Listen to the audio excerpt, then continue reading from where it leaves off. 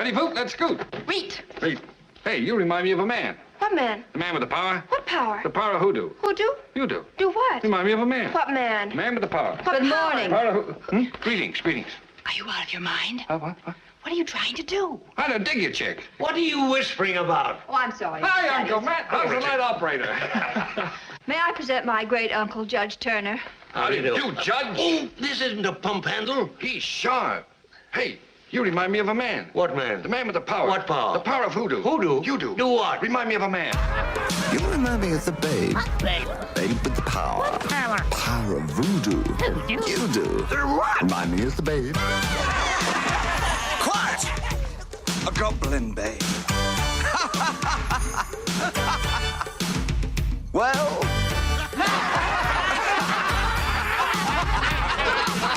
I saw my baby crying hard as babe could cry. What could I do? My baby's love had gone and left my baby blue. Nobody knew what kind of magic spell to use. Slide that snake. Would you consider this perhaps the greatest children's fantasy film of all time? Because, I mean, it's got some contenders. It's got Dark Crystal, Never Ending Story, Masters of the Universe, things like that. But would you consider it? I don't know. I mean, you said, like, Never Ending Story was up there. Flight of the Navigator should be up there. Sure. I love that movie. But as far as, like, the iconic children's for me, fantasy yeah. movie. For me personally, yes. Because, you know, like, it's a movie I remember watching as a little kid. And I remember feeling the way I did, you know, because this movie, it's got me all over the spectrum when it comes to feelings, you know. Like, there was parts in this movie that terrified me when I was a kid, you know. I know. Well, that freaked me out. It really did. I told the boys that the fiery guys that were dancing around taking off their heads and stuff, you hated that. I didn't like that at all. It was weird. It was a weird thing because, like, they were so animated, right? And then even with their heads flipping in different directions, they were still talking. So maybe that's kind of what freaked me out, you know? And it wasn't until like a few months ago that we finally figured out that the reason that you're afraid of clowns is probably from Pee-wee's Big Adventure. Yeah. And the clowns during the bike cutting scene and everything. But again, you know, I mean, I'm less than 10 years old, you know, when I watch these. You know, I'm like 8 years old, 7 years old. Yeah. It was like Gamork the wolf. Scared the crap out of me. You know what else would scare me when I was younger? Is The Witches with Angelica Houston. Supergirl Remember? used to scare me. Yeah, that one scene was real weird where like he gets trapped into the Phantom Zone. Yeah, with the twirlies. Yeah, the red tornado. That part scared me, and then also just the monster that was like crushing her at the end.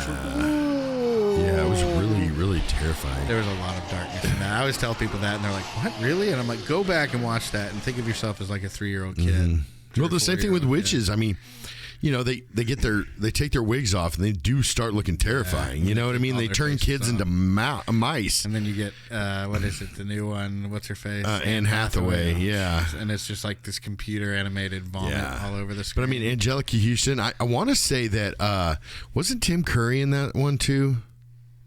In The Witches, because wasn't he like the old good? One? Yeah. No.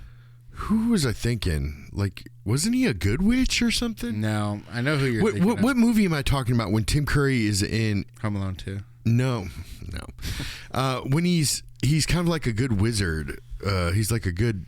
He's a good guy. I don't think you sure that he's not in that witches movie? Yeah, I know that there's a couple people that play certain roles in that movie or whatever, but. Tim Curry. No, it's the other guy. Oh, jeez. Mr. Bean is in that. Remember the guy? Rowan Atkinson. He's in The Witches as like the manager of the hotel. Yeah, but there was somebody that was like some sort of good guy in this movie. You talking about The Witches? I want to say it was Tim. I want to say maybe it was Tim Curry that was. He played something where he was like a. Oh man, he's always played bad. I mean, like Dr. Frankfurter, he was kind of I mean, depending on who you are, Yeah. you can decide who's the bad guy. And he's in the movie. he's had like tons of strokes now. And he was a butler in Clue. Yeah, I thought he just had the big one. Or maybe that's what it was. But yeah, same thing as man, that Timothy sucks. Elmonson, who plays Lassiter in Psych. Oh yeah. Yeah. But he kind of recovered quite well, I think. A little bit. They were able For to it. bring him back in certain things. But we better get to this one. Yeah, let's do it. Real quick, have you ever heard of No. Wait, you haven't said it yet. Cary Grant? The singer or the dancer singer The back in actor the from the black and white movies, Yes, Cary Grant, back correct. in the day. So, have you ever heard of the movie called The Bachelor and the Bobby Soxer? No. All right, let me play this for you. Wait. Hey, you remind me of a man. What man? The man with the power. What power? The power of hoodoo. Who do? You do. Do what? Remind me of a man. What man? The man with the power. Good morning. Power of hoodoo. Greetings. Are you out of your mind? What? What are you trying to do? I don't dig you, chick. What are you whispering about? Oh, I'm sorry. Hi, Uncle Matt. I'm the night operator. Are you seeing? May I present my great uncle, Judge Turner? How do you do? You judge? This isn't a pump handle. He's sharp. Hey, you remind me of a man. What man? The man with the power. What power? The power of hoodoo. Hoodoo? You do. Do what? Remind me of a man. Remind you? Oh. Judge Turner. Huh. So, did you know that's where that Obviously. came from? Obviously, I did now. Did not know until just now, though. Yeah, so there's a movie with Cary Grant in it called The Bachelor and the Bobby Soxer. I have no idea. How'd you figure that out? I mean, I did you just do some research on it? Just researching Magic Dance with David Bowie and everything, but it actually came from that, and I think that's how we should start our episode with that clip instead of one from the actual movie. Sure. But anyways, pretty obvious there, and they just changed man to babe and everything babe? for the babe with power, What power? the power of voodoo. Who do? You do. Power of the babe. No, do what? Do what? Remind me of the babe. Wait. Who's on first? That's what it feels like when you're watching this. Today we're talking about the Labyrinth. Not the Labyrinth, but just Labyrinth. Wait, which one? There's no the in front of it. It's just Labyrinth. Yeah. This movie came out in 1986. It was directed by Jim Henson. The writers for this was Dennis Lee, Jim Henson, and Terry Jones. So Dennis Lee and Jim Henson wrote the story, and Terry Jones wrote the screenplay for it. This movie stars David Bowie as Jareth, also known as the Goblin King. It stars Jennifer Connely as Sarah, Toby Froud as Toby, Shelley Thompson as stepmother, Christopher Malcolm as father. They don't have names; those are just their whatever names, I guess. Sherry Weiser played Hoggle in The Suit. She was the body actor for Hoggle, and Brian Henson, the son of Jim Henson, did the voice of Hoggle. Yeah. If you want to know some other voices, Ron Mook played Ludo. And it has two different people as being Didymus. One is Dave Goles, and the other is David Allen Barclay. A couple other people you probably wouldn't know. Frank Oz does some work in this. He doesn't do any voice, but he does some puppetry and body work for the And Frank- wise man with the bird on top of his head. Frank Oz was definitely Bugs Bunny, right? You're silly. Yoda, I know that for sure. Not Bugs Bunny. That was Mel Blanc who Yeah. did Bugs Bunny. No, he did. Who did Bugs Bunny after then?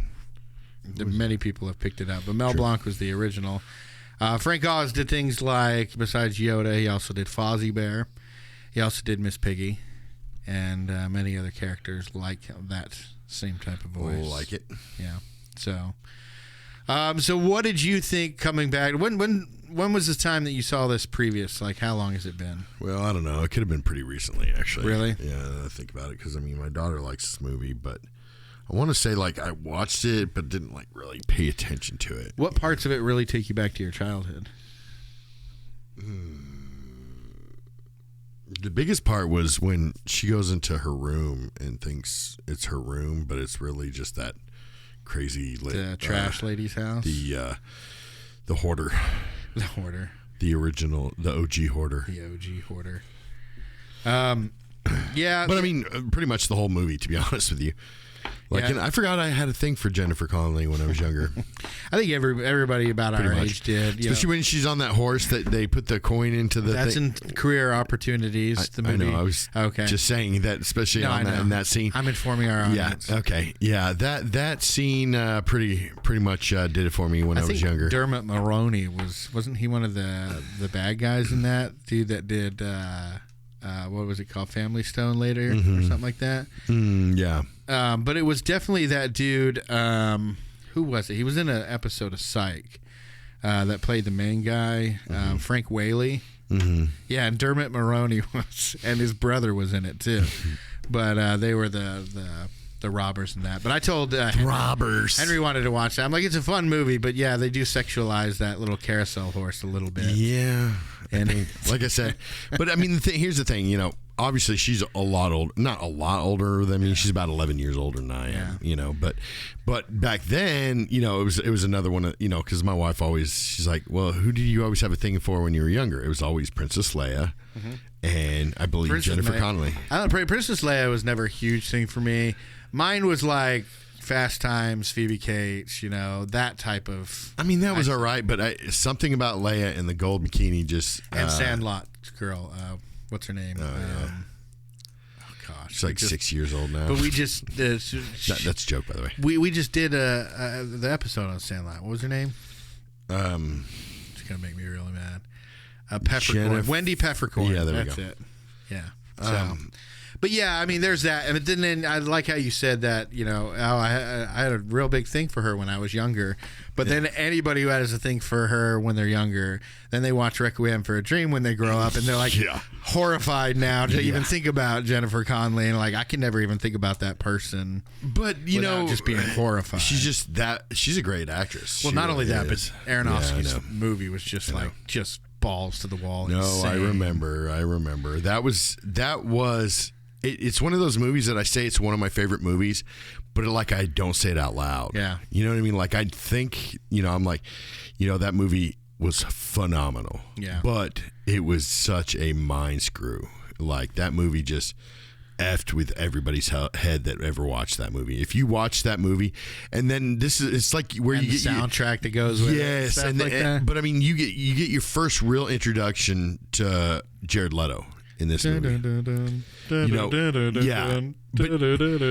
you watch him and you're like, wow, this guy's actually a really good actor. Yeah. And then you find out he's also the lead singer from 30 Seconds to Mars, and then he just won an Oscar a couple years ago for playing a transgendered person. He's like one of the most strikingly handsome Hollywood men that have ever come through.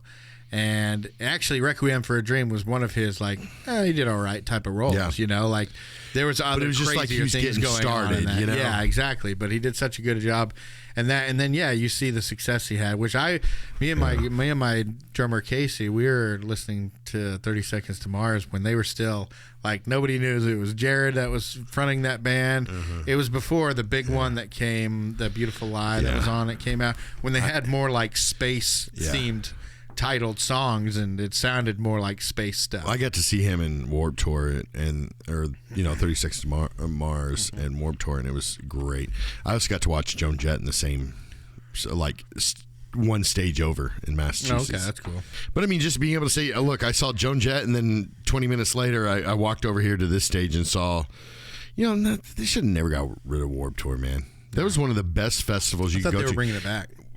They need to, because I mean, you buy one ticket and you get to see so many phenomenal bands, and it's all outside, so it's not like there's any seats. You just go to stage to stage and see different artists. They just said though that genius. was just a super toxic behind the scenes thing with all the artists and everything, that it just got really bad. Well, and probably because they didn't make that much money. These artists probably didn't make hardly anything. If you think about it, most artists, they get paid for. I digress. Let's get back to the movie. Yeah, let's get back to the movie. 16-year-old Sarah Williams. We kind of a generic last name with that, right? Williams. But and Jennifer Connely was actually 16 at the time. Yeah.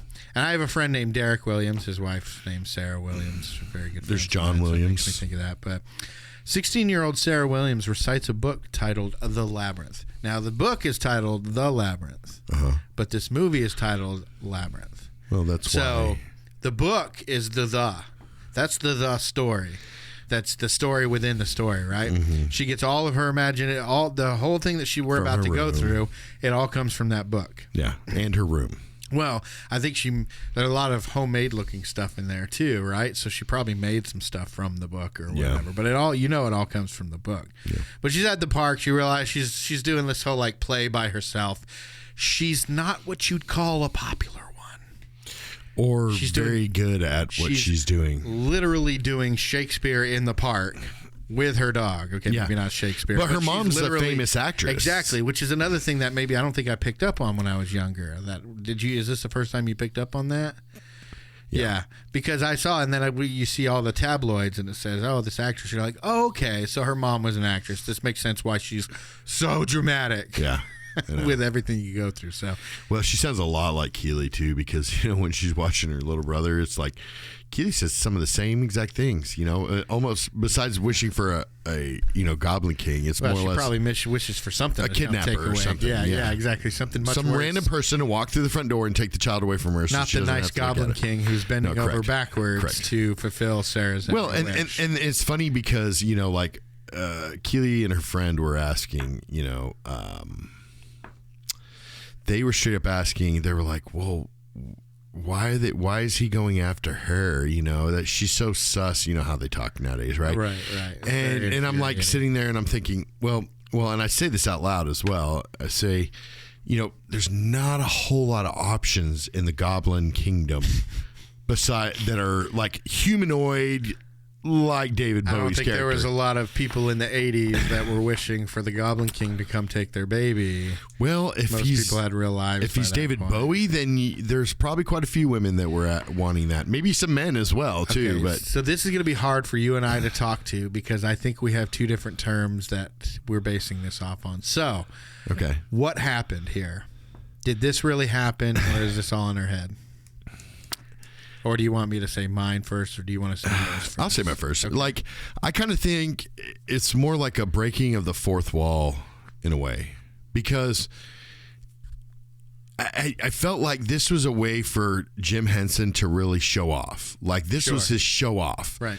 Like everything else that he has done was a build up. Now to say that Dark Crystal had been done a couple years before this. Right. But they had a nightmare experience. That was a warm up. That was a warm up for him. Crazy experience. Yeah. With it. But yes, this was a little bit better his masterpiece, story. I feel, in a way. I think there was even more puppetry in the Dark Circle. But as far as him as a director, incorporating that in with good storytelling, good effects, good actors. Besides the Muppet Babies, this was his masterpiece. You didn't like the Great Muppet Caper? No, I mean, it was all great. With Grodin? Yeah. Whatever his name was, something Grodin. Tom Grodin or Josh Grodin? No, he's that guy who's always angry, and he was one of the robbers in the Great Muppet Caper. Yeah. He was in Beethoven, the Beethoven movies. Yes, yeah, and he talked like I know that. What you're talking about. Yeah, he talked yes. Very deadpan. Yeah. With the smile. Charles Grodin, that's there you it. Go. Yeah. But, okay, so you think it's just breaking the fourth wall, Jim Henson just stretching his legs. But as far as the story goes, you don't think it really happened, did you? Here's the thing. There's two scenes that really kind of threw me off to not believe that was just kind of in her head things. The first scene was at the beginning of the movie where you see the goblin sitting in this dark space. Mm-hmm. Now, this could have been a space created by her mind or some sort of dimension created by Jim Henson, with the fourth wall in a sense. Sure. But creating this little pocket, of the goblins waiting for her to say the proper words. Your son actually asked me, where are they? Yeah. When they were in the dark, like, shut up. Yeah. When they were doing all their whispering. I love that Were you saying that to him too? Shut up. Shut up. You shut up. But he was asking, and all I said was like, look, I think it's just a world between worlds where it's either like a little darkness space underneath the mattress where they're magically able to be, or it's like the world between worlds where they're ready to break through and grab. Well, and David Bowie kind of said it too. I mean, it is sort of like another dimension, where the goblin universe or goblin dimension or whatever. But, that scene threw me off. And then at the very end where they she's talking to him in the mirror. I wish you were here. Then, her talking in the mirror, in a way is like saying, oh, maybe that is in her head. Maybe she's dreaming about it. And then she turns around and then they are in her room. Right. But I mean, you don't think that's happening, because that would be very loud, right? Her parents are back in the house, so obviously that's still happening in her head.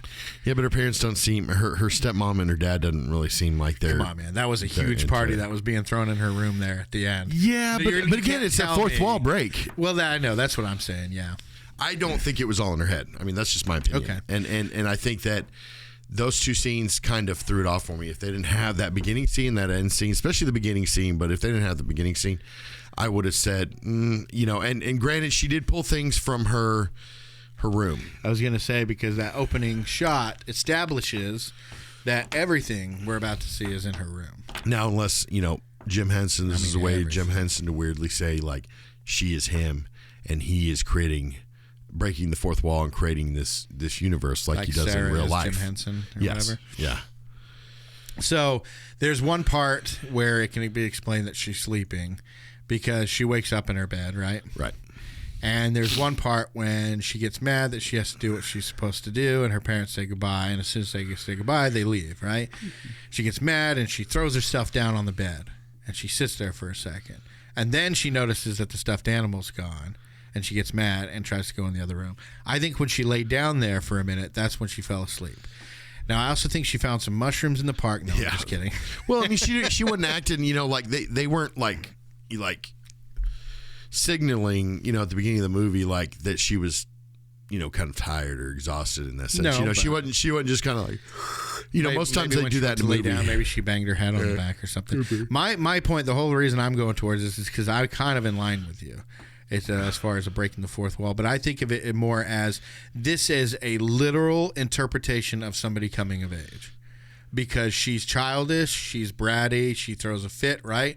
But by the end, she doesn't care about anything in the junkyard because it's all her possessions that she cared about at the beginning, right? Toby keeps stealing her stuffed animal. She has all her stuff, and she has her time, and she doesn't want to have to deal with her brother. By the time she's in the junkyard, she even tells the trash lady, she's like, this is all junk. I have to find my brother. So she's finally realizing what's important, finally realizing how to grow up. I feel like this is a literal interpretation of somebody's coming-of-age story, but told maybe through a dream or a fantasy, however you want to call it. Who's to say what's real in movies or not? You can say, well, this was a fantasy, but in movie world, fantasies can become real too. I think more so, different things like if that. anything, it's like a stress-induced nightmare, if anything. If you think about it, they can't really say, again, if you notice, which is a weird trend that's happening lately, but they're turning classic, gentle, calm characters into horror movies now. Like Winnie the Pooh, right? Okay, but what was the other one that they just did recently? I can't remember, but I know that Winnie the Pooh, the reason that is because the length of time has now lapsed, has expired. For that to be an individually owned property is now part of public property and can be used by anybody without permission or having to pay. Yeah. I think it's something like 80 to 100 years. Winnie the Pooh's been around for that long. Yeah. So, I mean, you have to wait a certain amount of time, and as soon as that broke, you had the people like the makers of Thanksgiving and Santa Claus and everything making the Winnie the Pooh horror movie, And I'm not trying to bash those movies or whatever, but I'm just saying now you have Winnie the Pooh, the horror movie, because, the intellectual property expired or whatever. We're going to end up being forced to make that podcast with probably Jen and Alicia. Can you imagine us having to do the stupid Winnie the Pooh one? Well, now that you said it, now they're going to make us do it. No, it's just, back in the 80s and 90s, they used to do that too. They take, classic characters and things and then turn it into pornos, So now I think, if you could in the nowadays, from it, and now they're just turning into horror movies. Yeah. But, it's weird that the way they're doing it, but I think, like, getting back with the Labyrinth, it's more of a nightmare because think about it, if she really didn't care about her brother or really, was into what her brother meant to her, because she hated him. I mean, it's her half brother, right? Yeah. We're assuming that it's the son of Correct. her father and her stepmother. Yeah. We don't know what happened to her mom. No. Most likely she died because No. she's acting like she has nowhere to turn. Right. So it's not like her mom's a call away or different things like that. So I assume She's that not her very mother popular, passed obviously, away. because there's no friends involved in what she She's does. hanging out in the park with her dog. Yeah, and so, you know, in all reality, it kind of seems like the parents are the type to say, hey, we have a 16-year-old daughter. Now we can go out. You know, we can have children at a young age and then go out and go to parties and, you know, go to events and things like that. You know, so she probably spends a heck. You know, it's weird. It's like my daughter in that situation. Not saying that we leave my daughter alone all the time with our kids, but I'm just saying, like, it's kind of like more of like a sibling, you know. I think it's a way with her that she doesn't realize that, you know, what her brother means to her in a way, you know. I'm sure that's not a big part of it, but besides her dog, she probably spends more time with her brother than anyone else, Right. you know? So I see this as I think I see it basically as this is her last imagination land trip as a child, okay? Right. So as children, we had this, we could revert into imagination land like so quick, and suddenly we're in the world. We saw the things, we saw the lightsabers in our hand, we could see the action, right? Whether we're playing with toys. Not a lot of kids get that nowadays. The younger generation, they don't understand what it is to have such an active imagination because we didn't have all these things back in the day. So I see it as she's had all these different things, but now it's time for her to grow up. And so, like, these things are coming alive one last time, you know, the things that she's gotten into. Jareth has been watching her and, you know, waiting for her to ask to take away the baby to be a part of her fantasies and different things like that. So I see it as like this one last fantasy imagination story. You know, she's been reading and acting it out, and so she's finally ready to go through the story all from memory, and she uses this thing as Toby to kick it off. And by the end of it, all the characters from that story are saying, should you need us, we're always here. Basically saying this may be the last time you really dive into this imagination this way, but we're always here if things get tough. You can always revert back to us and have a, you know, read a story and you know, come back to the book and having a little adventure, you know, come back to it that way.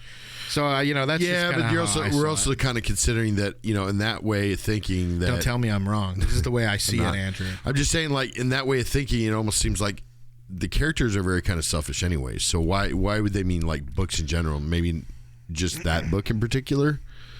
It could be because that was the one that she was reenacting, but it goes through her room and it shows that she has Where the Wild Things Are. It shows that she has Cinderella, that she has Alice in Wonderland. I mean, that's the kind of vibe I got off of it. This story. Yeah, and I think I got a big.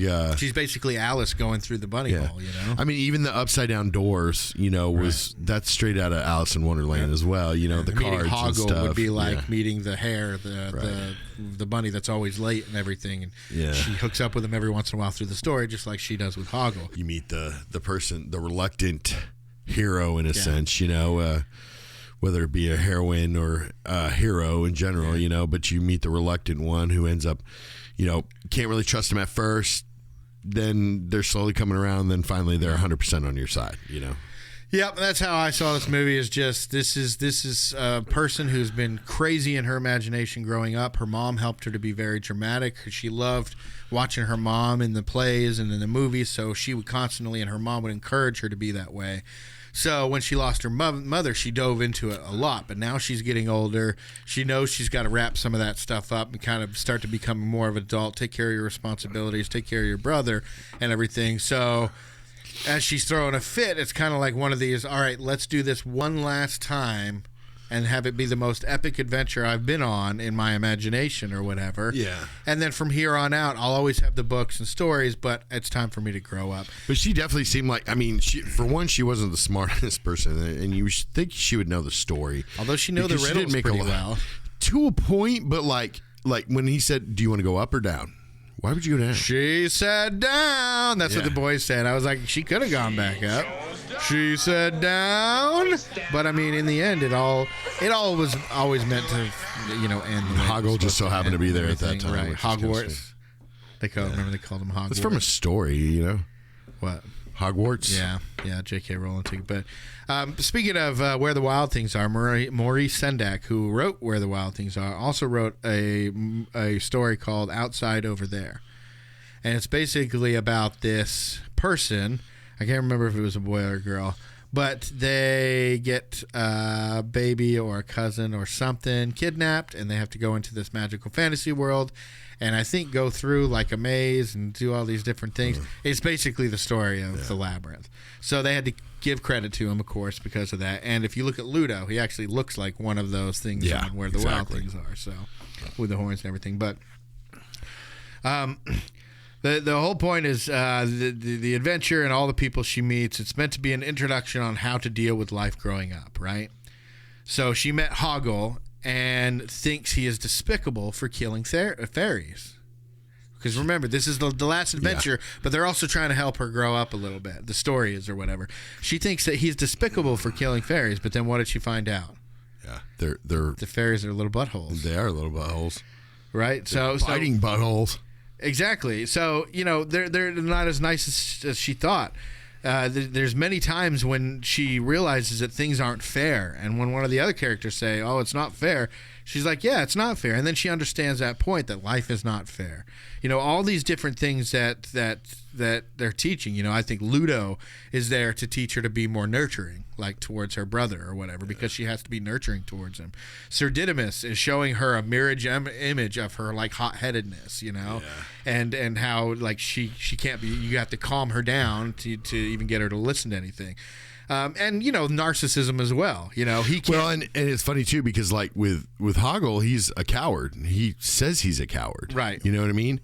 Right. And even cowards can be courageous sometimes. Right. And that's the thing is that you meet Hoggle and you think he's a certain person and he's a coward all these times, but in the end he has her back and everything. Yeah. And it just shows you there's not all good and all bad. Yeah. Some people, even the closest people, are going to let you down. You have to forgive them for that and understand that everybody's human and everything.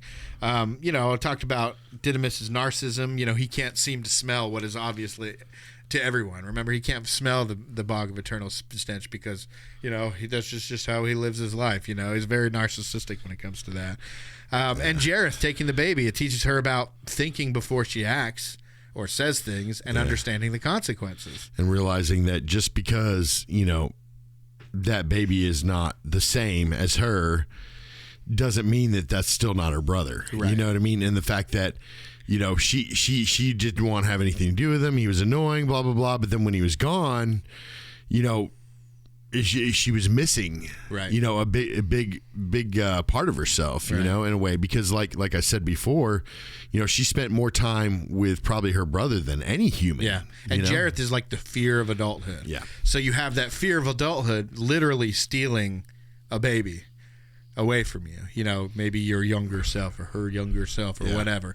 So you have that fear of growing up, and that's what I think Jareth represents, whether through the owl imagery or whatever. But it's another one of these did they actually really go type of stories, Yeah. So she's a brat, obviously, right? She goes into her room and throws a fit, and they're like, all right, well, we're going to get out of here. Have a good night. And she's like, oh, you really wanted to talk to me, huh? One of these people, like, she goes, you practically broke down the door. So, I mean, she's a huge brat and wants people to react to her. Stupid brat. Just like a child. But she's 16. Have you ever met a 16-year-old that acts like this? I mean, your daughter was 9 years old and acting more mature than this girl. True. And she's supposed to be 16. But that's my point unless about you unless you don't get her Starbucks and then she flips her shit. Or Dave's Chicken. I've found that out. That's she gets so really annoying. Upset. I know she keeps texting like, we really want Dave's Hot Chicken. And I'm like, I really don't want to go anywhere. Yeah.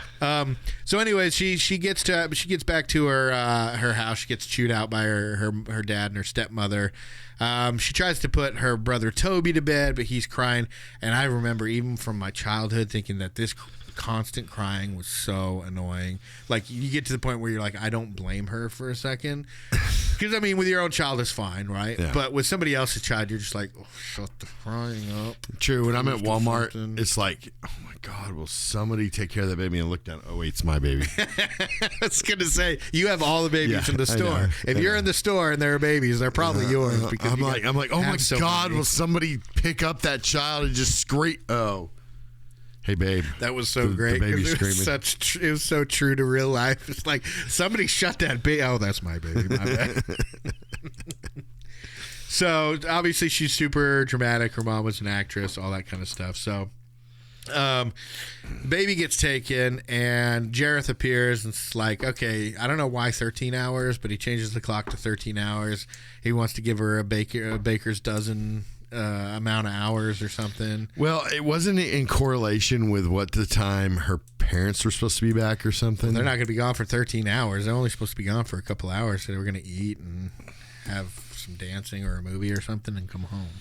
Yeah. So I don't know. It's obviously not that, because then they get home right when she wakes up. Exactly. And she's been sleeping the whole time she was supposed to be babysitting. Either that or she's been in some far off and land. the child is perfectly fine, right. Which never happens in real life. And I was just thinking about whenever they're in the middle of that room with the baby, and they're like, how terrified would that child have been? Because David Bowie is the only normal one out of that, but he wasn't exactly normal looking. Well, the with kid, his crazy hair and everything. the guy actually, his name is Toby in real life.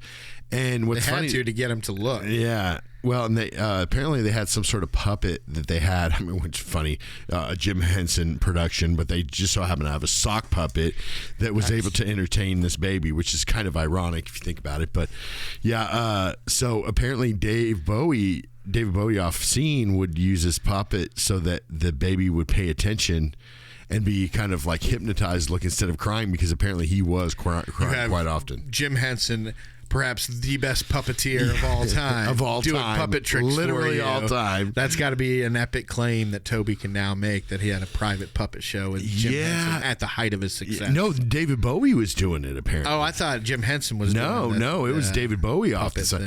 Because you think about it, that he baby... made the baby noises and Magic Dance. Yeah, but what I'm saying is like that baby, the baby and David Bowie probably spent a lot of time together, for this movie, and I guess the kid, Toby, grew up to do a lot of voice acting and actually being in other movies. Yeah. He didn't just do this and then, never do anything else again, movie related, but no, he actually did a lot of voice acting and stuff, so. Well, she takes him, and the first person she meets right outside the Labyrinth, Jareth kind of whisks her off and basically drops her off right there on the edge of the labyrinth and says, good luck, we'll see you in the middle. She meets Hoggle, who's killing all these fairies and having a real good time doing it, too. Yeah, it's so weird because it's a lot like The Lion, the Witch, and the Wardrobe, too, if you think about it. He's playing James McAvoy's character, the what is it, a fawn? Or fawn. Not a fawn. I think it's a fawn. No, a fawn is just like a baby or a female deer, isn't it? No, that's a doe. A female deer. But isn't a fawn like a baby deer? No, I think fawn is a goat. Maybe it is a goat. I could be wrong. Now I need to know what a fawn is. You can tell we didn't grow up in the country. I was going to say, here we are in our 40s, and we don't even know what fawn. Yeah, a young deer. I don't know what he's playing then. He's playing some kind of... goat man. Goat. Yeah, I guess... I don't know what that would be called. I'm sure. I know there's a name for it. It's the thing about his legs. Like, he's either half goat or in a wheelchair, Mr. Tumnus. Yeah. That's it, Mr. Tumnus. You sounded so sassy when you said that. So basically everybody in this labyrinth are the least helpful people you've ever met in your life. They're extremely miserable. Jareth gives her nothing, and he's just working against it the whole time. Hoggle's like a secret spy, but he honestly just looks like he'd rather be out there killing alone. fairies. Yes, just leave him alone. He doesn't have a garden. He doesn't have anything else. It's just that's not even his area. He doesn't have a home there. Yeah. He's just randomly outside killing fairies. He's a goblin. He lives under the bridge. Is he a goblin? Are you sure? They're all goblins. I know that all the bad guys are goblins, but is he technically a goblin? He looks like a goblin. I guess so. I mean, what else would you consider him? Like a troll? Guess, but I mean, he has a hat. Maybe he's a troll because he's in front of that bridge, kind of, right? I don't know if there's a bridge. I don't know, man. He's just outside killing fairies. If he had a cottage there or something, from way back. He could be. Yeah, that would make sense. But he finally gets her in the labyrinth, and she says something that pisses him off because he hates everybody. And she goes and meets this caterpillar who's completely unhelpful. Come inside, meet the missus, you know. Did you say hello? No, I said hello, but that's close enough. You're a worm, aren't you? Yeah, that's right. You don't by any chance know the way through this labyrinth, do you? Oh, me? No, I'm just a worm. Oh. Come inside, meet the missus. Literally, the caterpillar could have solved all her problems immediately. Yeah, she was about to go left when he finally showed her the way in. And no, don't go that way. Now, would you go, oh, thanks, and then just turn and go the other way? Or would you go, well, why? Yeah. So anyway, she goes, no, don't down that way. Never go down that way. Oh, okay, thanks. She goes down the other way. He goes, if she had gone down that way, that would have led her straight to the castle. Yeah, but the thing is, she wouldn't have been able to defeat the Goblin King. Well, I mean, if it was a dream, she had to go through the journey. She probably, she had to go through the journey. Yeah, going straight there, she wouldn't have learned everything she needed to, and she probably wouldn't have pulled that whole "you have no power" of me at the end. She couldn't beat the rest of the people without, especially like, give her Ludo, and she's good.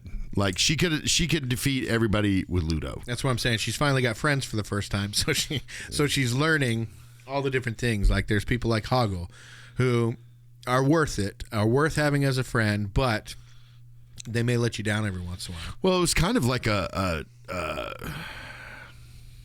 kind of thing for Hoggle to go through in a way too. Sure, there's some scenes just with him and Jerry.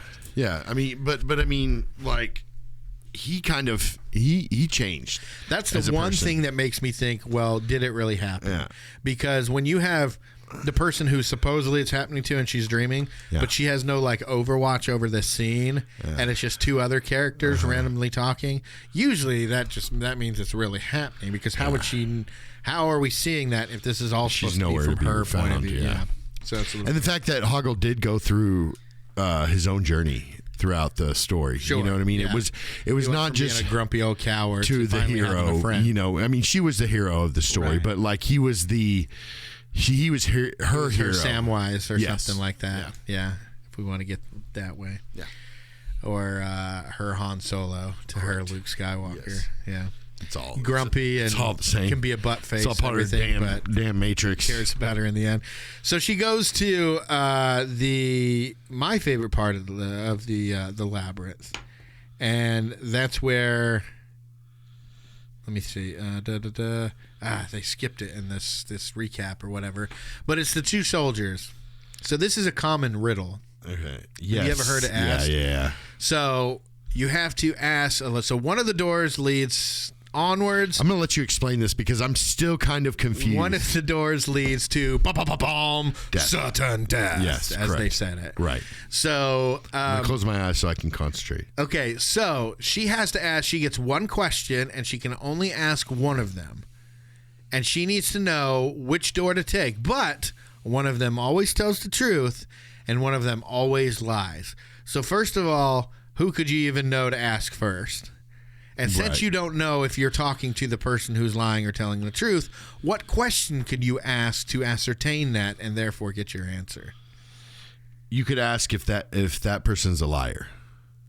But then if they say no, then it would be a lie. If they said yes, how do you know it would be a lie?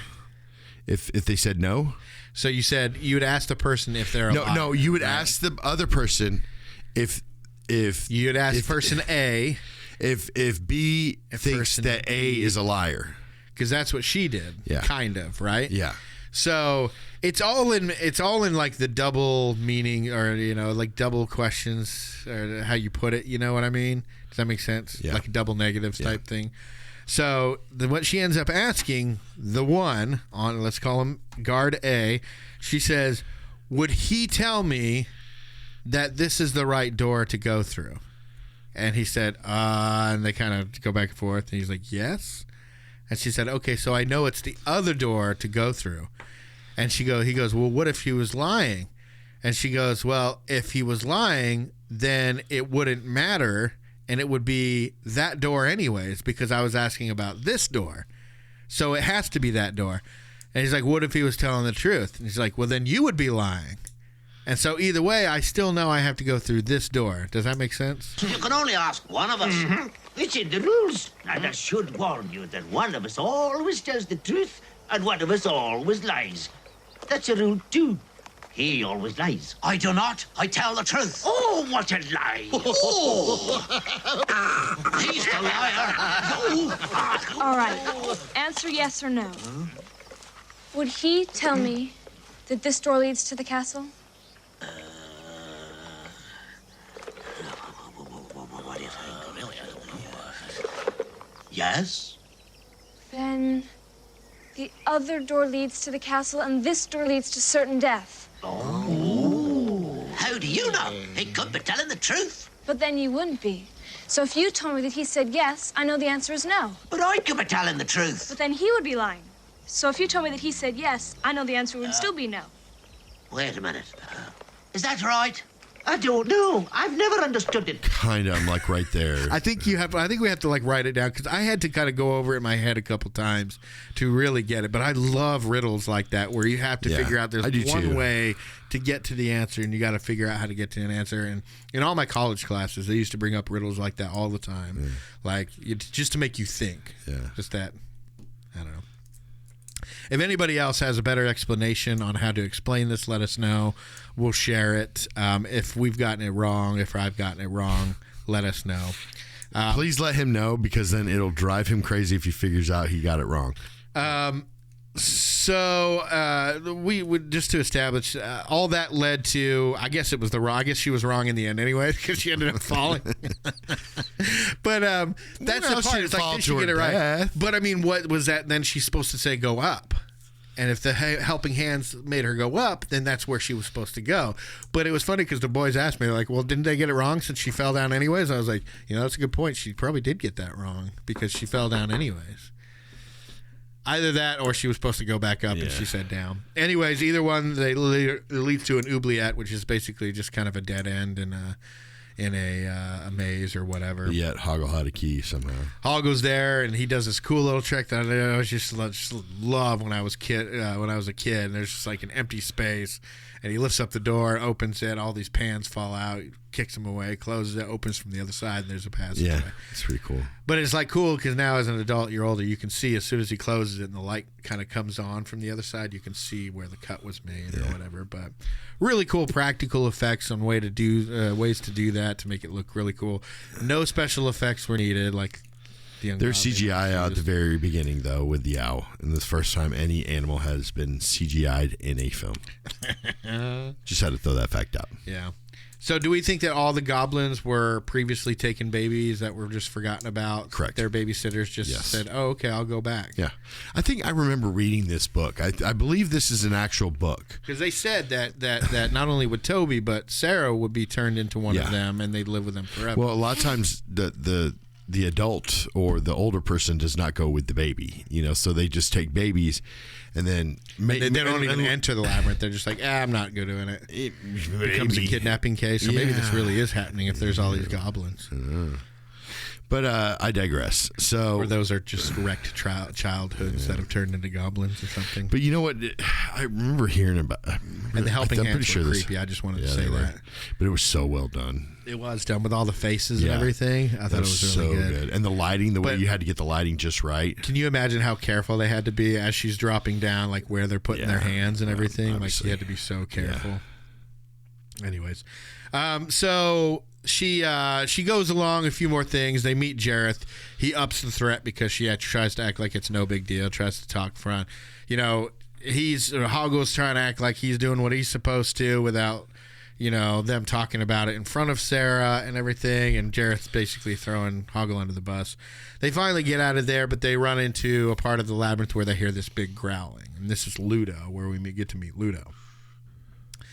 And Ludo is, I think, just representative of the scary things that come with nurturing others and taking care of others, just manifested into that beast, because he's a beast and he looks scary, but he's actually very kind and he can call rocks as a defense. I don't know what that has to do with anything, but I mean, he's just a very kind. She finds himself nurturing him kind of like a little brother, like she would nurture or try to take care of Toby. Maybe it was like rock and roll because David Bowie was in the movie. That's a good one, because they rock and they roll. The rocks roll. They do. So Anyway, she gets meets up with Ludo, and they're doing their whole thing, and then they kind of scream. She kind of screams for Hoggle because she gets separated from Ludo, and he eventually helps her and saves her. But before that, there was a meeting with Hoggle and Jareth, and in this meeting, Jareth tells her basically, if she kisses you, you're gonna go to the Bog of Eternal Stench forever. He's like, but this is what I want you to do. I want you to get... It's so funny. That's like the worst thing in this land. You know, not being murked, not being like tortured or anything else like that. It's literally, they will push you into a stinky bog. Be like, oh, you murdered somebody? You murdered your fellow goblin? We're going to put you into the stinky bog. What's the most kid-friendliest threat that we could think of that would be the worst? Well, what do kids hate? Kids hate farts, and they think farts are hilarious. Yeah. Oh, farts stink. They're the worst. Well, they just made that the worst. And we're going to put you in permanent timeout because nobody's going to be around you because you stink. So then he gave her a roofied peach that has a roofie in it, and it says, hey, give this to her. Why do you think they chose a peach? Like not an apple. Like apples generally are representative of the trick, the lore. You know, I mean, for centuries. To lure you in. Yeah, but they used a peach. Isn't that a bit weird? Like you would think that they would automatically go for an apple, unless again, if this, because I swear this is a I never wanted to eat a peach tale. after this. So it probably just did don't horrible, like fruits or vegetables, but it probably Matthew. did horrible things to the peach industry after this. You just don't like fruits and vegetables. Horrible things. So anyway, she kisses him to say thank you after he saves her, and they both get flushed to the Bog of Eternal Stench. There they meet up with Ludo, and they have to get out of there. But they also meet another creature, kind of this anthropomorphic fox dog thing. I don't even know what it. I guess it kind of looks like a fox, but it kind of looks like a dog. It's got an eye patch. It's the exact same thing as the stuffed animal that we saw at the beginning of the movie. Right? It panned right past Sir Didymus with the eye patch and everything. Yeah. So, but we gotta hold on a second here, okay. Right? The genius of that man, Jim Henson, true pioneer, true just genius, artistic genius. I mean, he created these creatures. Like, and he did such a good job bringing them back to life. Worlds, the environments, the worlds that they go into, and what they can do and what they can't do. And he's like an author, but instead of writing the words on a book, he shows them to you. You know what I mean? And it's of course, he's genius of it. He's got to be more about showing as far as the puppets and everything, right? You got to think that these things are alive. Every once in a while, you'll run into one. You're like, okay, that's somebody sitting behind the set doing this. But even now as an adult, like I see, like Sesame Street and things like this, right? And it's just so weird to see how well it is done to this day. To the fact that you don't even think about or how much better it was done around back the corner. Then. Yeah, because things like this, like you're at a kid's birthday party and you're trying to figure out the trick that the magician's showing you. You know what I mean? But with Jim Henson, it's so seamless that you don't even look for the trick. You get into the world, and he does it with Sesame Street, Muppets, anything Muppet related. I mean, Jim Henson is, the originator. I've said it before, the way I like to consume A Christmas Carol every Christmas year is through Muppets Christmas Carol. Yeah. So, and watching them nowadays and thinking like, man, they were masters back then, especially Ninja Turtles Part 2, the animatronics there. Oh, yeah. Phenomenal. Okay, so in meeting Sir Didymus, we find he's a very hot-headed little fox thing. Fox, but he's very chivalrous as well. So he fights Ludo, but then succeeds the match to Ludo. Hey, poor Ludo. Like Ludo's like you see the character and you're like, you're waiting for him to go, person could not. This is bullshit. All right, then. I can conquer this mountain.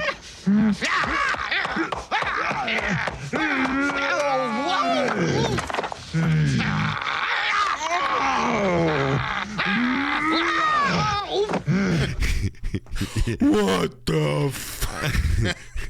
I just want to drink a beer and sit by myself. But no, I mean, it's just like when she's like that was scary, huh? He's like, yeah.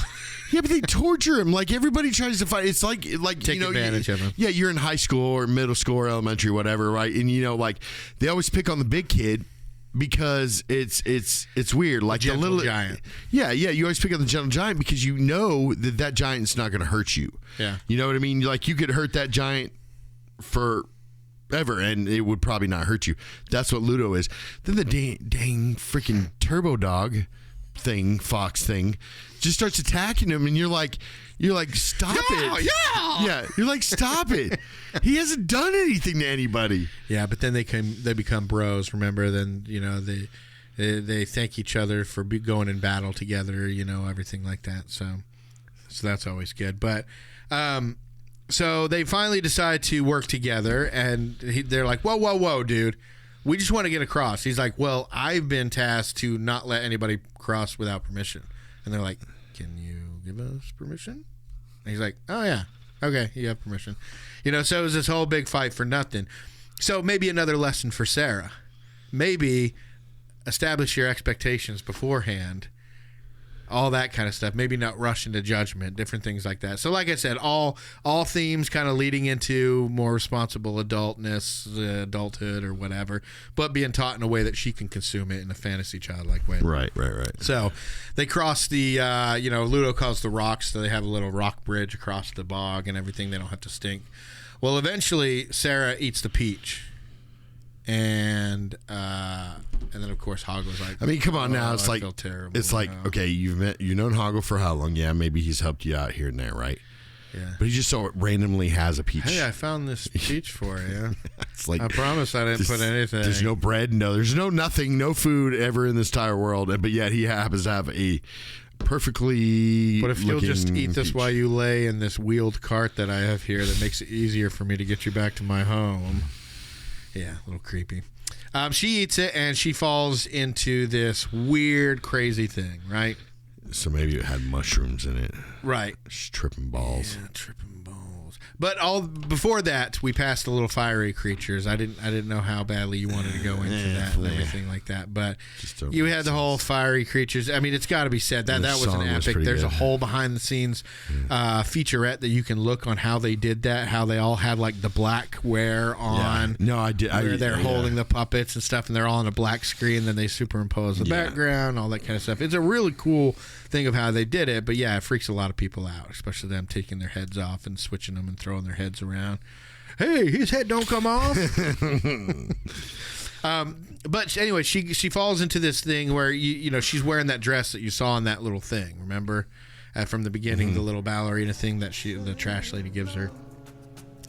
And I think that this is cheating in their little game between Sarah and Jareth, because he's distracting her by drugging he literally her like Alice in moves the Wonderland. clock over, so he cheats the entire time. That's he is true. the Goblin King. That's true. You gotta, and maybe that's why they were able to get back before Sarah's parents got home, is because he sped up the time. So we didn't really get the full 13. I think he shaved like 5 or 6 hours off, didn't he? Something. I believe like that. so. Maybe it was less, but. But he's there to play his role. It's that role that separates them forever, right? He's always going to be the antagonist, right? But he loves her, and it's really weird because when we were younger, we didn't think about this. We didn't think it's just think about some magical. I don't even see Jareth as a man. He's more just like a magical creature, maybe an extension of a goblin. What a goblin eventually becomes when they become king, I don't know. But he loves her, so he's tired of playing this role and wants her to stay. After all their time at odds, right? He wants her to stay there, right? He's a creepy pedophile that's like 37 years old, or 39 actually in this movie. But that's why I said she's 16. Oh gosh! But that's why I said that like he's the fear of getting older. That's what Jareth is meant to represent, because he's there the whole time. She doesn't want to get older. She doesn't want to mature. She wants to keep doing the fantasy thing that reminded her of her mom and all that kind of stuff. He's there to now distract her from this with the peach and the little dance scene and everything like that. He's doing everything he can to get her to forget about her brother, to get her to forget about responsibilities, growing up, all that kind of stuff. So that's Jareth. That's that fear of responsibilities and getting older. Just wanted her to stay there. So she finally kind of, she's like, wait, I can't do this. And she was about to kiss the dude. Really weird. But glad that didn't happen, because she was really 16 at the time, and really David weird. Bowie was in his mid to late 30s, 39, something like that. yes. Yeah, my age. So that's weird. So anyway, she breaks out of this somehow, and she falls down into the trash pile. So she's back in the real world. She's trash. Like the real Labyrinth world, quote unquote, and everything. But it looks like her room until she realizes it's just a recreation of her room in the middle of a dump. And the trash lady is obviously working for Jared. She's trying to get her to forget. So the peach made her forget, and it also made her go into this trance. She got out of the trance, but she still hasn't remembered what she's there for. She hasn't remembered that she's there for Toby.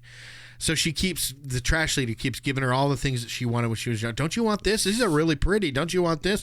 All the things that a young girl would want. She's trash. She's real trash. And here's dear old Flopsy. You'll want her, right? There you go. Oh, yes. Oh, yes. Charlie Bear. Right, there's Charlie Bear for you. There was something I was looking for. Don't talk nonsense. It's all here. Everything in the world you've ever cared about is all right here. Look, here's your toy candy shop. Dangers untold and hardships unnumbered. I fought my way here to the castle, beyond the Goblin City, to take back the child that you have stolen. What's the matter, my dear? Don't you like your toys? It's all junk. Well, what about this? This is not junk. Eh? So it's all junk, but it's all that stuff that she cared about at the beginning. And now she goes, wait a minute. She goes, no, this is junk. And she goes, junk, even this, and shows her the little ballerina one that we just saw her live action repeat or whatever. And she goes, yeah, it's junk. She goes, I had to get my brother. She smashes everything else. And then everything starts tumbling down, and that's when Ludo and her friends come back for her. You know, the friends that are helping her to grow up. Right. So they get her out of there, and they find they're suddenly right there at the edge of the Goblin City.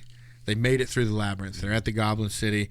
They fight this big old statue thing and everything. They came out. I thought it was like one of the coolest parts when I was younger too, is that it came off the door. Yeah, you know. Yeah. Did you like this whole fight scene with the Goblin City? Yeah. What is your favorite part of the movie? Well, it just.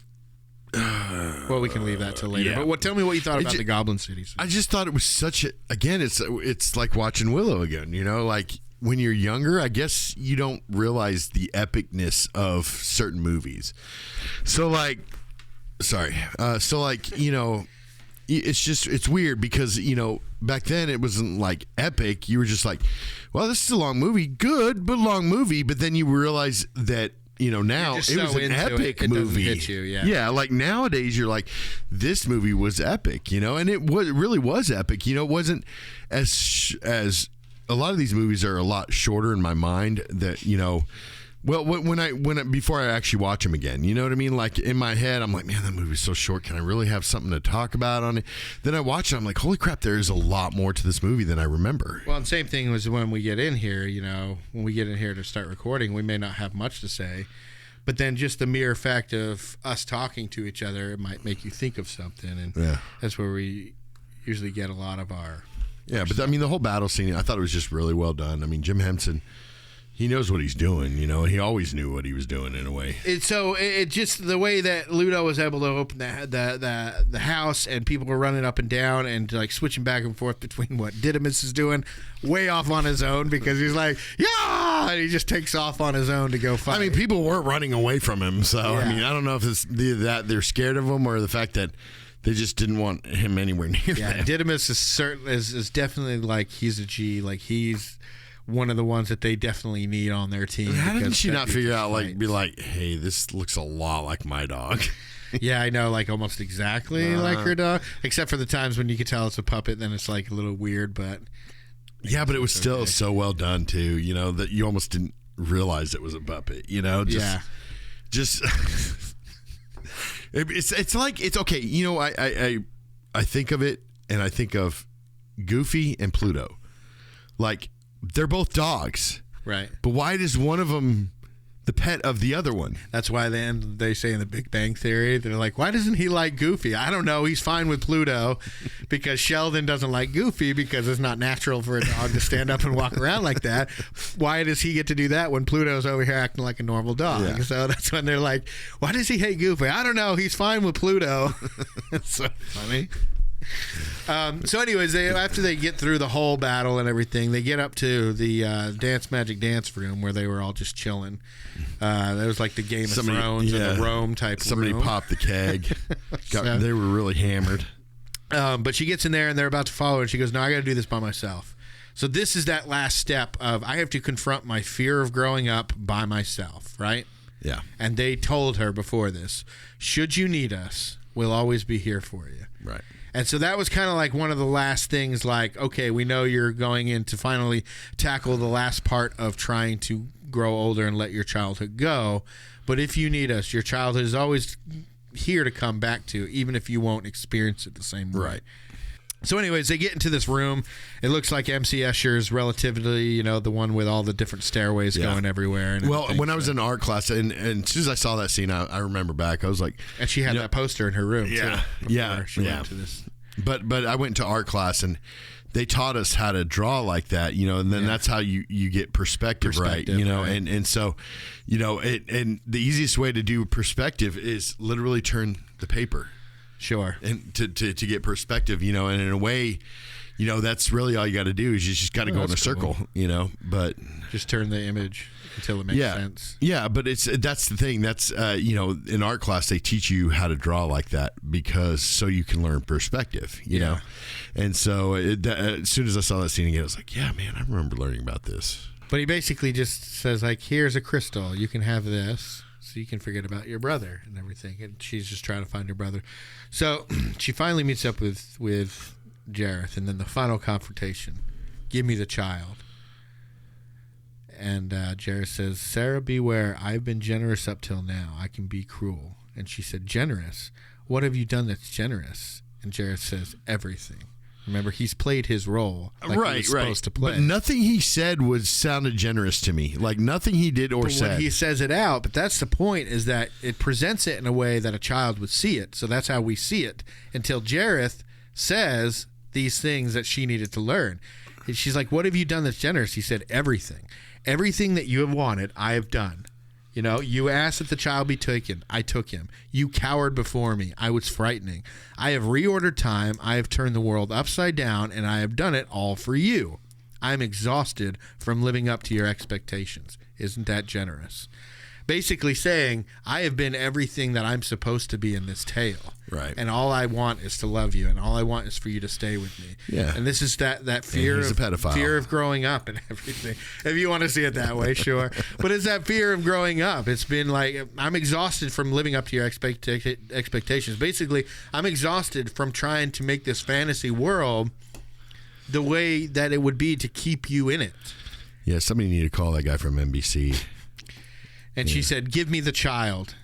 Through dangers untold and hardships unnumbered, I have fought my way here to the castle beyond the Goblin City to take back the child that you have stolen. For my will is as strong as yours, and my kingdom is as great. And then she can't remember the line that she had to look up in the book at the beginning. But this is the line that she says to that fear of childhood. That fear of growing up, the fear of going on to the next thing. You have no power over me. And that's when immediately he threw up the thing and said, okay, it's over. Give me the child. Sarah, beware. I have been generous up until now, but I can be cruel. Generous? What have you done that's generous? Everything. Everything that you wanted, I have done. You asked that the child be taken. I took him. You cowered before me. I was frightening. I have reordered time.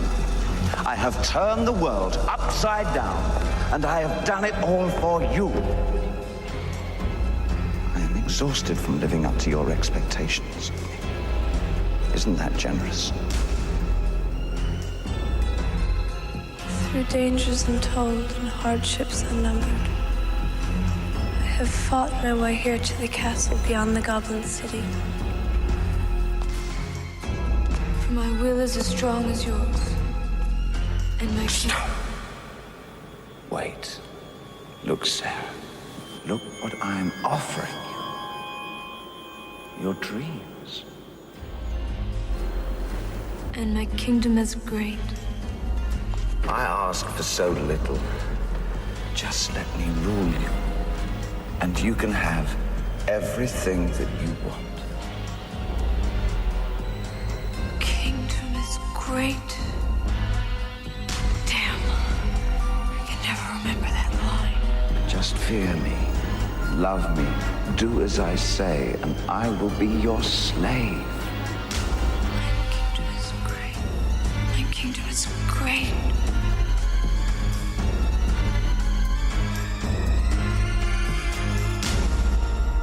You have no power over me. So her childhood and her childish fears have no power over here.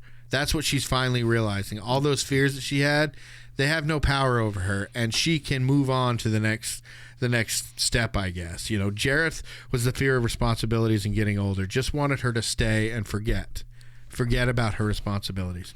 Whereas Hoggle, Ludo, Didymus, they all cared about who she was and where she was going. You know, they were all trying to help her get there to get Toby. Okay. But they were also all trying to help her get there to be there for her and to be what she needed at that time in her life. Always there for whatever time of your life you needed. Yeah. And reminded her that childhood interests and fantasies were okay. Staying behind to guard that part of her. Remember, they stayed behind. But should you need us, you know, should you need to escape, should you need to get away, to just forget about stuff, we'll always be here for a break. And then at the end, when she's there, you know, with the other characters in her room, and, you know, Toby's safe and everything, the parents are home, she's actually talking to them more respectfully, nicely. She's not that brat that she was. Only within a few hours, she had this huge journey and everything. And when she's like, you know, should you need us, we'll always be here. She goes, I need you, Hoggle. Sometimes, every once in a while, I need you. Basically saying, I need you. I need that escape. I need the fantasy. I need to get away. I need to be a kid every once in a while and, you know, read these stories and stuff. And when he's like, why didn't you say so? And she turned around, and even the bad guys were there. Sarah, are you home? Yeah. Yes, I'm home. Goodbye, Sarah. Yeah. So it's showing that it's just like the whole story as a whole will always be there for people like Sarah who just need an escape, you know, to give them an adventure. And remember, fair maiden, should you need us, Yes, should you need us, for any reason at all. I need you, Hoggle. You do? I don't know why, but every now and again in my life, for no reason at all, I need you. All of you. You do? Well, why didn't you say so? Well, just the way he sings too is just very, you know, like I can see good for a rock I can see opera. Freddie Mercury being something like that. Sure, anything for like a rock opera, which is and then, you know, as I'm watching this, I'm like, you know, as much as me and you hate musicals, this is kind of a musical. Yeah. Because, you know, he sings during it a couple times, you know, at least two or three times. I don't hate musicals. I just hate. I hate musicals. I hate High School Musicals. No, I hate musicals. Like Sweeney Todd, I really like because the story is very. I actually good. don't like that one. I know you didn't. We've talked about this before, but any other try to get me in there, West Side Story, Bedknobs and Broomsticks, you know, all these different things. I can't. I don't know. It just takes me out of it. Like, I suppose I can like them. Like La La Land, there's certain romantic elements I can watch with my wife and get out of. Yeah. But in general, I think it just takes me out of I think it's more of a generational thing. Like, I think, you know, there are people that from different generations that enjoy it, but I think it's just a small, not a small knit group, but I think it's a certain knit group that really enjoy musicals, you know. And sure, back in the early days, they used to love them. Nowadays, they love them and they're coming back. Yeah. I think in our generation, we just didn't get as much of them. You can say what you want about Rocky Horror Picture Show or different things like those that. are like more like Little rock Shop of operas. Horrors and Rock everything, but operas, that's you what know, these that's all what I are. consider, Yeah. It's like what's the guy in Forgetting Sarah Marshall? He's writing a rock opera based on like a depressed vampire or something. He's like, it's getting kind of hard to believe things are going to get better. I've been drowning too long to believe that the tide's going to turn. And I've been living too hard to believe things are going to get easier now. I'm still trying to shake off the pain from the lessons I've learned. And if I see Van Helsing, I swear to the Lord I will slay him. Yeah, it's a Muppet. Jason Segel. I love Jason Segel. I think he's hilarious. Yeah, but I think he's a jackass, but I don't know. He's hilarious. Freaks and Geeks, dude. That was like his greatest role, I think. Freaks and Geeks was just phenomenal. How I Met Your Mother, and I Love You, Man. I don't like that show, How I Met Your Mother. Oh, that one, yeah. I could see people not liking that, but come on. I Love You, Man is like one of the greatest Jason Segel performances and one of the greatest Paul Rudd performances of all time. These two together, and I Love You, and slapping the bass, man. I mean, come on, man. We should do that sometime. That is just such a funny movie. I love that movie. I've seen that movie. I've only seen about a quarter of that movie. This is definitely one, though, that for me, it was one of those crushes, with the Christina Ricci movie, with Jennifer Connely, with Phoebe Cates, whatever it is.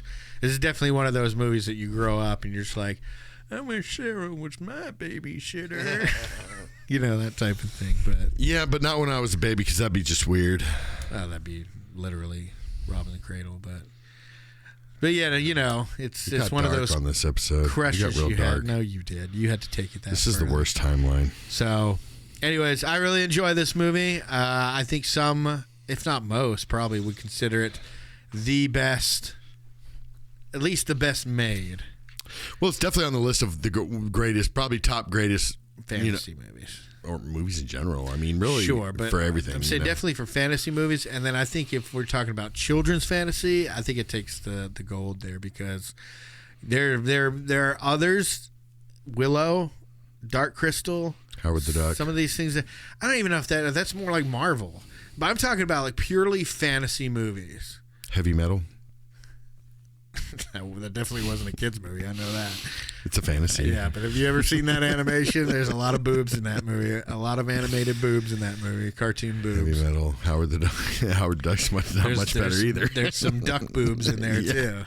There's some more than that in there. Yeah, when she has a night with Howard. That was weird. Did you know when we were in high school, me and Lucas, when we were making movies and stuff, we had to come up with like production companies, and mine was Duck Sex Pictures and the Duck Sex comes with her sleeping with Howard the Duck, and I just thought it was hilarious and stuff. And so when people would ask us like, why is this called Duck Sex Pictures?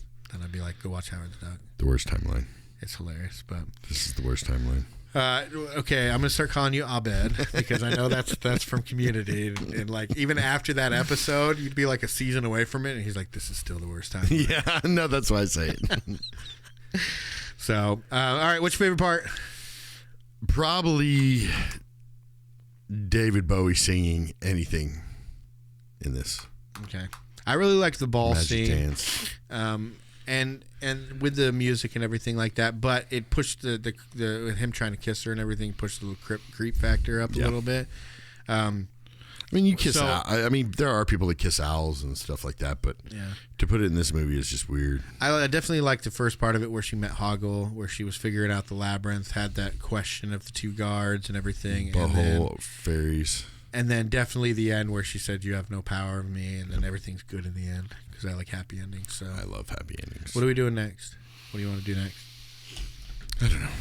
Can we do Masters of the Universe or something? Yeah, sure. Or if you don't want it. No, I love that movie. I haven't seen it in forever. It's just, the one thing I love about that Masters of the Universe movie is that they bring in like new age, like 80s and kind of mixes 80s and 90s a little bit. Well, like that and fantasy. It's really weird combination, the way that they bring in masses. It'd be like bringing in Thundercats into nowadays. Well, most of like what we're talking about is us going into the fantasy world, right? Yeah. Whereas He-Man is the fantasy world coming into the real world. Yeah. So it makes it feel a little bit different. It's so crazy. I love the way they did that. I mean, because who would have thought bringing He-Man and it's what Sonic did nowadays. They had Sonic come into the real world, and now he lives in that place that's called Green Hills. Yeah. And the first level in all Sonic is Green Hills Zone. Yeah.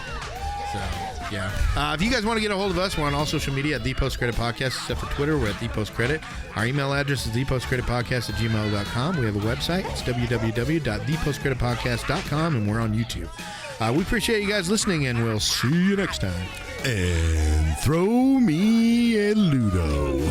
I say, anyone here want to play a game of Scrabble?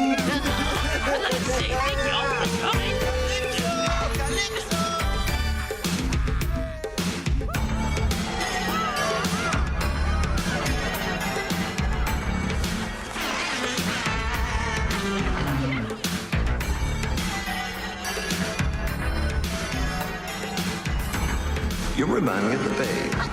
Babe with the power.